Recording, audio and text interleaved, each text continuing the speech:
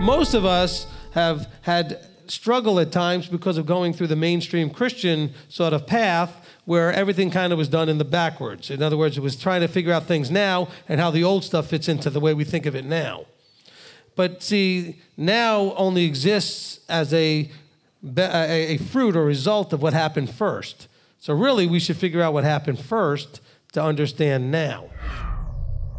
Now, that's something, unfortunately, I don't think that the mainstream of Christianity teaches very well or very much, is that being in the kingdom or being in relationship vertically means that you are subjecting yourself voluntarily to the consequences related to that relationship. Because I don't think they focus a whole lot on consequences, except for the point of if you somehow are not a believer, you're going to hell. That's kind of all it is. But it's not directly related to any particular behavior necessarily. Except that they want to link it to whatever behavior they want you to stop doing, and then they'll just tell you, oh, well, you're just going to hell. Because he says in our covenant in Exodus 19, if you obey diligently my voice. Well, do we hear him all the time? No. But it's all written down for us. This is his voice written out for us. And so when we are looking at the commandments and the Torah written out, then as we look at it, we are actually looking at his voice now documented in writing for us. See, we know that pride goes before a fall. We know that when we put us in front, we're going to get in all kinds of trouble. We know that man doesn't even know which way to put his own feet. But if we let the messenger or the message, which was delivered through the messenger, go first, and we follow that, which is called the halacha, the walk, the way, then it's going to bring us in to wherever it is he's taking us. So you want to know how to get in, it's not the Romans road, it's the follow the Ark of the Covenant road. Now remember, they were coming in here to all the ites, bringing Yahweh's judgment. They were supposed to physically go in there and throw the whole thing over. But they were being used as the hand of Yahweh.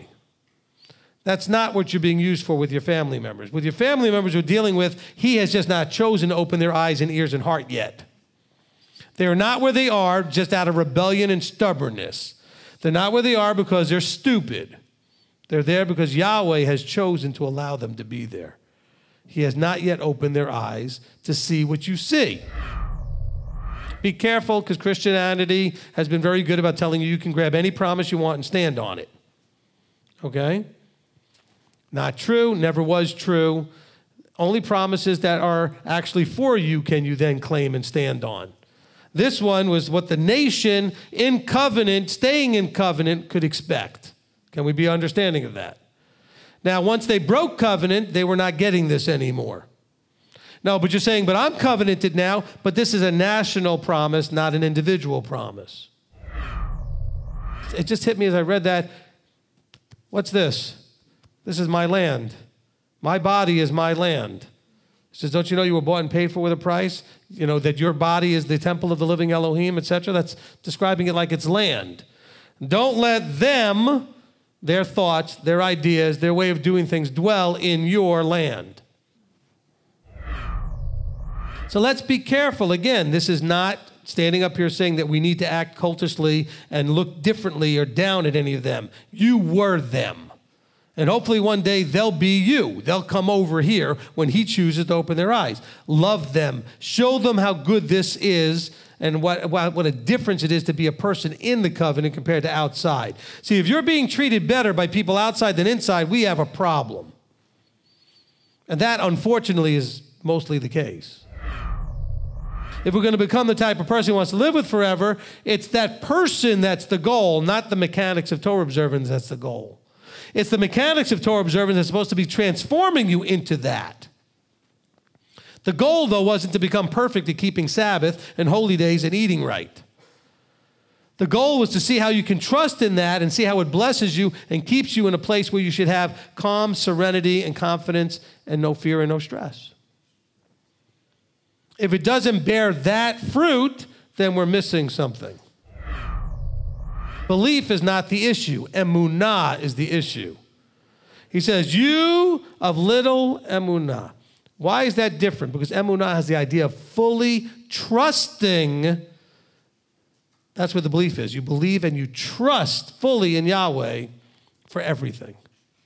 That he's fully in control, that he's fully in charge, that everything happens because he either allowed it or caused it, that there's nothing outside of his reach or ability to deal with, change, alter in any way he wants. Emunah is a much better word for in there. So we seek first the kingdom. So seeking first the kingdom is not talking just about the mechanics. It's talking about the attitude, the heart, the emotion, the mindset, the relationship.